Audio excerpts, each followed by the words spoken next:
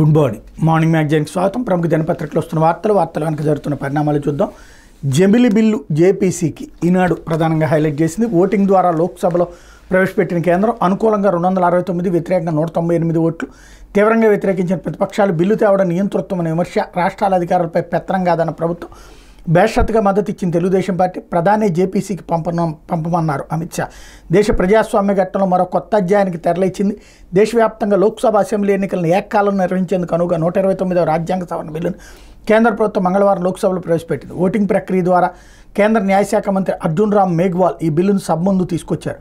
90 నిమిషాల చర్చ అనంతరం ఓటింగ్ జరగగా బిల్లు ప్రవేశపెట్టడానికి అనుకూలంగా 269 మంది, వ్యతిరేకంగా 198 మంది ఓటేశారు. దీంతో బిల్లును ప్రవేశపెట్టడానికి స్పీకర్ ఓం బిర్లా ఆమోద ముద్ర వేశారు. అయితే ఈ బిల్లును ప్రవేశపెట్టడం ద్వారా కేంద్ర నియంతృత్వంగా వ్యవహరించిందని ప్రతిపక్షాలు ధ్వజమెత్తితే కేంద్ర ప్రభుత్వం తోసిపుచ్చింది. ఈ బిల్లు భారత రాజ్యాంగ మూల స్వరూపానికి భంగం కలిగించేలా ఉన్నందున సంయుక్త పార్లమెంటరీ కమిటీకి పంపాలని ప్రతిపక్షాలు డిమాండ్ చేశారు. అధికార పక్షం మాత్రం ఈ బిల్లు రాజ్యాంగ మూల స్వరూపానికి ఏమాత్రం భిన్నంగా లేదని స్పష్టం చేస్తూనే అన్ని పక్షాలు దీని మీద విస్తృత చర్చ కోరుతున్నందున జేపీసీకి పంపడానికి తమకేమీ అభ్యంతరం లేదని మంత్రి మేఘ్వాల్ మధ్యాహ్నం 12:09 గంటల సమయంలో 129వ రాజ్యాంగ సవరణ బిల్లుతో పాటు కేంద్రపాలిత ప్రాంతాల చట్ట సవరణ బిల్లును లోక్సభలో ప్రవేశపెడుతున్నట్టు ప్రకటించారు. వాటికి కాంగ్రెస్ నేత మనీష్ తివారీ, సమాజ్వాదీ పార్టీ సభ్యుడు ధర్మేంద్ర యాదవ్, తృణమూల్ కాంగ్రెస్ నాయకుడు కళ్యాణ్ బెనర్జీ, డీఎంకే సభాపక్ష నేత టీఆర్ బాలు, ఐయుఎంఎల్ సభ్యుడు ఈటీ మహమ్మద్ బషీర్, శివసేన యూబీటీ సభ్యుడు అనిల్ యశ్వంత్ దేశాయ్, కాంగ్రెస్ సభాపక్ష ఉపనేత గౌరవ్ గొగోయ్, ఎంఐఎం నాయకుడు అసదుద్దీన్ ఓవైసీ, సిపిఎం సభ్యుడు అమరారం తదితరులు వ్యతిరేకించారన్నటువంటి వార్తని హైలైట్ చేశారు. అయితే వాస్తవంగా జమిలీ ఎలక్షన్స్ ఉందనుకున్నట్టు 2027లో కాదు 2034లో జరిగేటటువంటి అవకాశం ఉంది.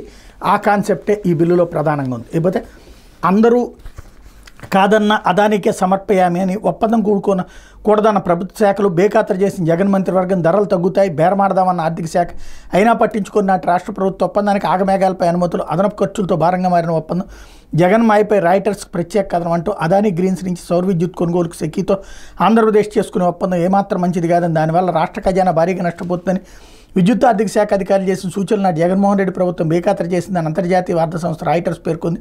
విషయంలో తొలి నుంచి జరిగిన పరిణామాలను పరిశీలించి ఆ సంస్థ మంగళవారం ప్రత్యేక కథనాన్ని విడుదల చేసింది. అదాని ఒప్పందాన్ని ఇలాగే కొనసాగిస్తే విద్యుత్ సరఫరా పూర్తి స్థాయిలో మొదలయ్యే నాటికి రాష్ట్ర ప్రభుత్వం ఏటా ప్రస్తుతం సామాజిక భద్రత, పోషకాహార కార్యక్రమాలకు వెచ్చించేంత సొమ్ముకు సమానంగా చెల్లింపులు జరపాల్సి వస్తుందని హెచ్చరించింది. సెకీ రాష్ట్ర ప్రభుత్వాన్ని సంప్రదించడం, విద్యుత్ కొనుగోలుకు ఆమోద ముద్ర వేయడం, ఈ ఒప్పందానికి రాష్ట్ర విద్యుత్ రెగ్యులేటరీ సంస్థ పచ్చజెండా ఊపడం అన్ని అసాధారణ వేగంతో సాగాయని పేర్కొందన్నటువంటి వార్తని హైలైట్ చేశారు. ఇక్కడే వీళ్ళకి తెలియాల్సింది ఏంటంటే ఎంతసేపటికి జగన్ మీద ద్వేషంతో శత్రు దేశాలతో కూడా చేతులు కలుపుతున్నట్టుంది. ఈనాడు ఆలోచించుకోవాల్సింది, ఈనాడు కానీ ఆంధ్రజ్యోతి కానీ.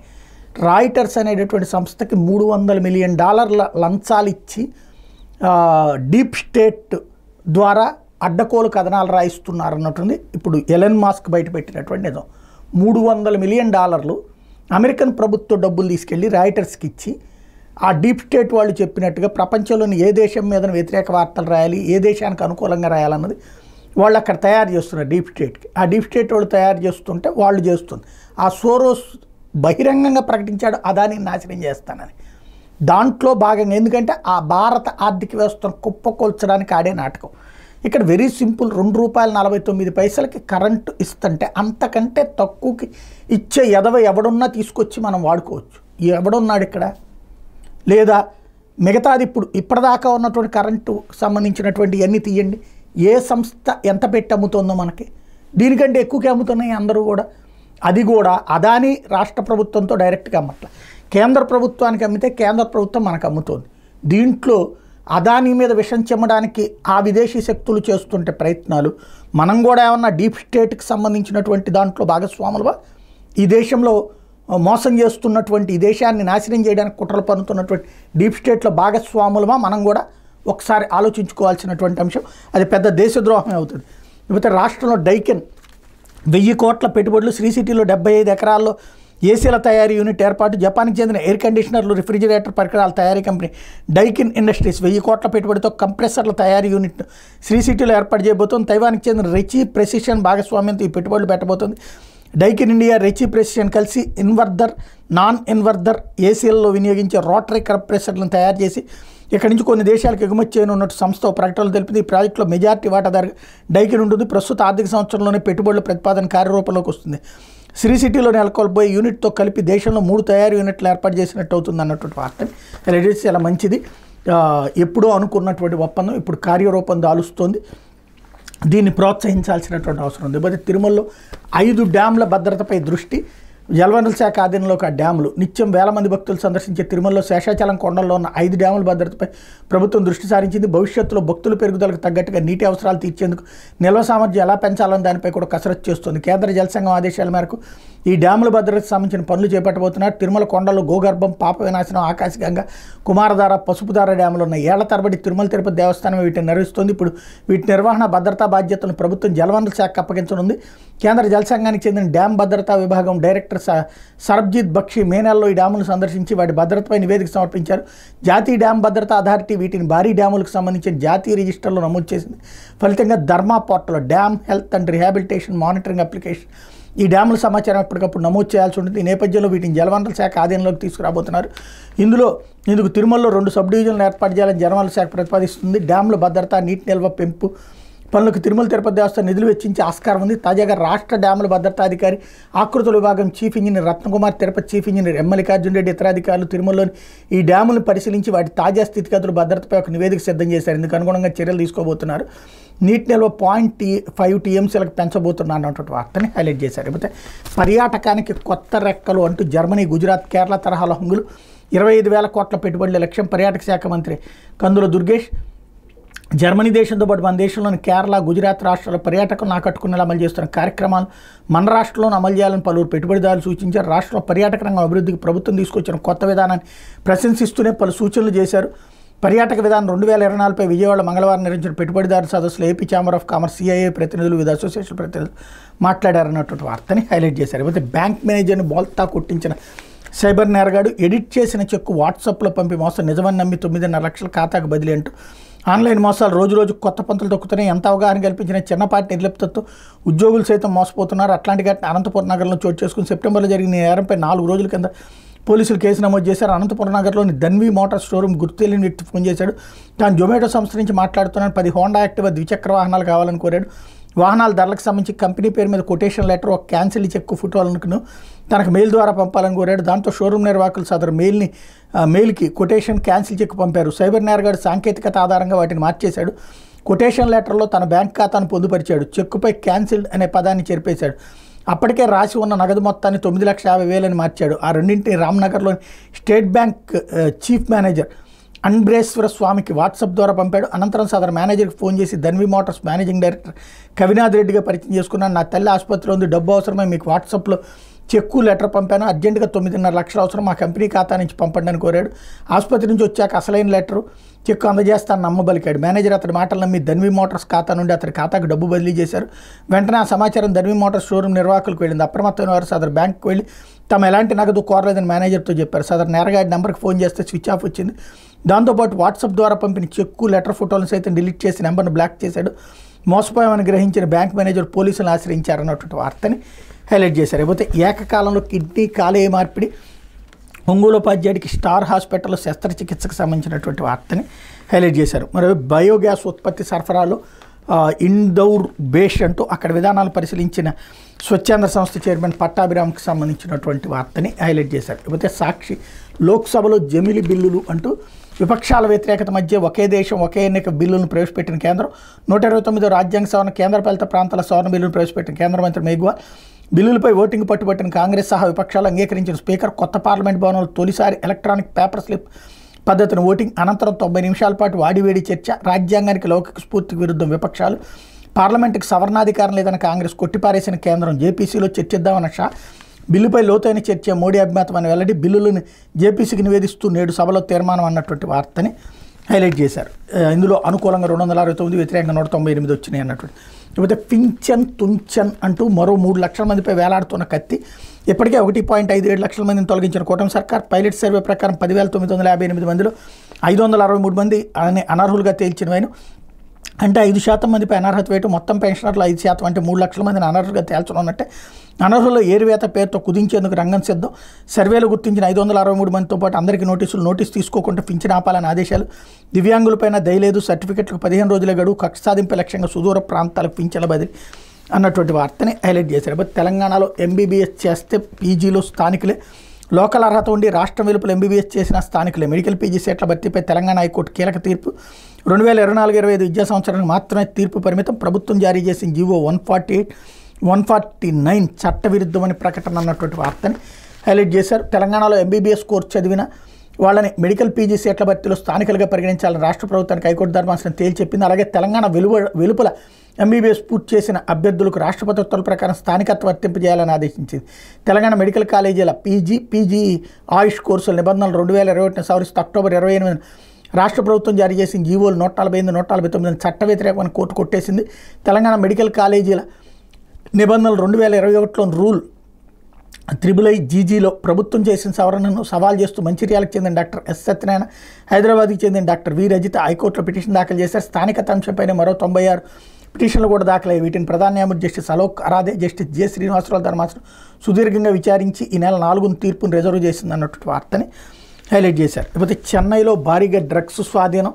మహిళ కడుపులో 14.4 కిలోల క్యాప్సూల్స్ 14.2 కోట్లు. థాయిలాండ్ పర్యాటకుడి వద్ద హైగ్రేడ్ గంజాయి 7.5 కోట్లు. క్యాబిన్ అటెండెంట్ బెల్ట్కి బంగారు కడ్డీలు 1.75 కోట్లు మొత్తం స్వాధీనం చేసుకున్నారంటే వార్తని హైలైట్ చేశారు. లేకపోతే స్టెల్లా బియ్యం అంతా సందేహం అంటూ నౌకలో లోడే ఉన్న బియ్యం 38,000 టన్నులు.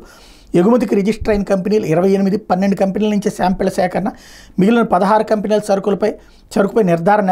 4,000 మెట్రిక్ టన్నులు రా రైస్గా గుర్తింపు. ఇందులోనే 1,320 మెట్రిక్ టన్నులు పీడీఎస్గా తేల్చిన వైనమంటూ కాకినాడ యాంకరేజ్ పోర్టులో స్టెల్లా L1 పనామా నౌకలో ఉన్న పీడీఎస్ బియ్యంపై పలు సందేహాలు వ్యక్తమవుతున్నాయి. ఈ సరుకుపై నిర్వహించిన తనిఖీల్లో 640 టన్నుల పీడీఎస్ బియ్యం ఉన్నట్టు గత నెల 27 కాకినాడ జిల్లా కలెక్టర్ షాన్ మోహన్ ప్రకటించారు.